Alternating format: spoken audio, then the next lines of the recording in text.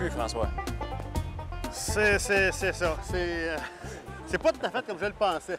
Moi, j'avais l'impression que c'était facile. J'ai vu un peu ce que tu me dis. Tu te mets un polarisant, ça va bien aller. Pour pas que ça bouge, un bon déclencheur souple. Et voilà. Une loupe pour voir si je suis vraiment au point. Ça devrait être bon. Mais là, j'ai un problème. J'ai l'impression que le polarisant que j'ai acheté, là, c'est pas un bon parce qu'il n'y a pas d'effet. Il fait rien pantoute. Ensuite, le problème que j'ai, c'est que mes coins sont comme noirs. Puis même, des fois, j'ai un petit peu de lumière qui arrive dans mon objectif. Puis quand je regarde mes photos avec ma loupe, même si je les ai pris avec le déclencheur, il y a comme un bougé. Puis pourtant, j'ai essayé de faire vraiment comme je t'ai vu faire de la photo, là, mais d'après moi, c'est pas tout à fait ça. OK. Plusieurs points. On va commencer. Première chose. 2 filtres sur le devant de ton objectif. OK. On évite ça. Le filtre de protection, il est là pour protéger ton objectif. Si tu vises ton polarisant devant, ton filtre de protection, il ne protège plus rien. On l'enlève à ce moment-là. Moins il y a de filtres, mieux c'est. OK. Oui. Et pourquoi tu avais les coins noirs? Probablement que tu étais déjà au plus grand angle. Sur ton 24-70, tu étais à 24. Et là, à ce moment-là, on a trop épais de filtre devant. Donc, merci. On se retrouve avec des bords de la photo qui vignettent. On voit les filtres OK, c'est dans pour les ça coins que je ne l'avais pas à toutes les longueurs focales. Je trouvais, mettons, en haut de 50 ou même à 40, je ne l'avais pas. On ne le voyait pas, exact. OK. Donc, premier point de réglé. Oui. Deuxième point, tu as du soleil qui frappe directement sur l'élément avant de ton objectif, mais si sur le par filtre. soleil, ça va mal à la shot. C'est sûr que c'est moins évident pour aller tourner le filtre, mais il faut essayer de faire de l'ombre sur le comme devant. quand je fais mon infrarouge, je me mets tout le temps ma casquette en haut pour ne pas avoir de choses. On essaie de ne pas avoir de lumière qui vient dégrader le contraste dans notre photo. Pour ce qui est de l'effet de la polarisation, donc, si on regarde par rapport au soleil, il faut être à 90 degrés de la source de lumière. Donc, le plus facile, c'est de regarder son ombre par terre et de se placer à 90 degrés de la source. Donc, ça veut dire... par rapport au ce que tu es, voilà, on tourne la caméra. Comme ça. Et là, on tourne le filtre. Ah, ben oui. Et on peut aller ajuster la polarisation.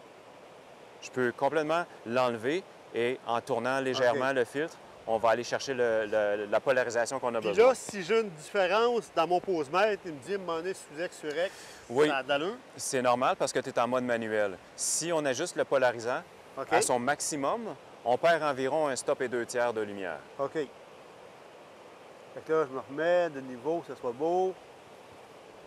Je refais mon polarisant au bout, mon déclencheur. Ah oui. Bon, on fait de l'ombre. en même temps, là. Et là, il nous reste peut-être un point à corriger.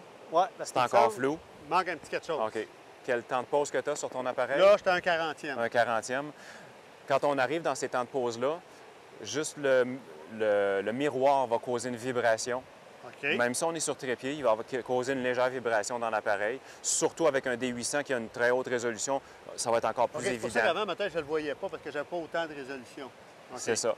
Donc, on a une position sur l'appareil de verrouillage de miroir qui s'appelle Mirror Up ou verrouillage de miroir en français. On va aller l'activer. À ce moment-là, quand on va appuyer sur le déclencheur, on appuie une fois pour relever le miroir et on appuie une deuxième fois pour prendre la photo. À ce moment-là, aucune vibration à la prise de vue. On va mettre ça à 100 ça devrait... Ah oui, là, c'est plus précis, là. Là, c'est précis, c'est plus net. Oui. On n'a aucune vibration. OK. Ah, bien, ça a d'allure, ça. Bien là, ça veut dire que je t'avais d'être aussi bon que toi.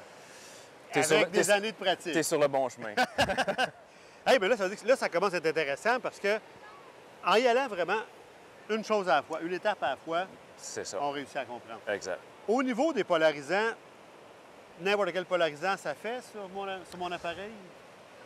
Il y a de la qualité, comme on a parlé du filtre tout à l'heure pour la protection. Si j'avais, mettons, encore plus grand angle que ça, lui, ça serait-tu correct? Non, c'est vrai. À ce moment-là, il y a des filtres. Ici, on a un polarisant standard et il existe des polarisants slim, donc avec un filet plus mince. Si on a un très grand angle, genre un 16-35, à ce moment-là, on s'assure d'avoir aucun vignettage quand on va être en position grand angle. Un petit peu plus mince. Il va être un petit peu plus mince. Le désavantage, c'est que sur ce filtre-là, on n'a aucun pas de vis sur le devant. Donc, on ne pourra pas aller visser un autre fil devant. Okay. Et notre capuchon de protection d'objectif, il ne pourra pas prendre dessus. Par contre, le polarisant slim vient déjà avec un capuchon pour le protéger.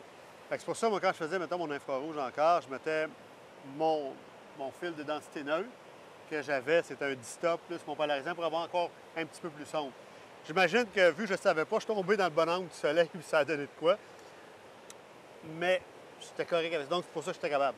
Ça veut dire que si je pense faire ça, je suis mieux de ne pas prendre un slim, de prendre un standard.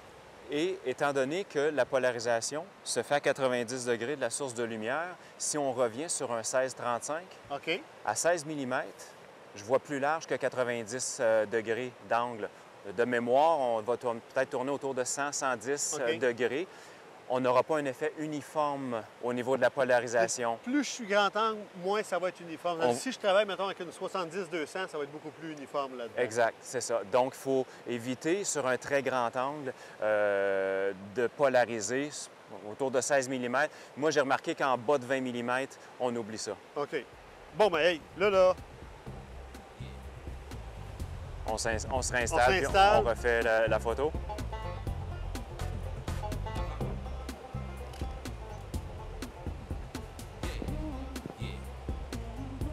Daniel, sors le cadre. Il faut qu'on encadre ça, c'est super. On me trouvait bon. Bravo.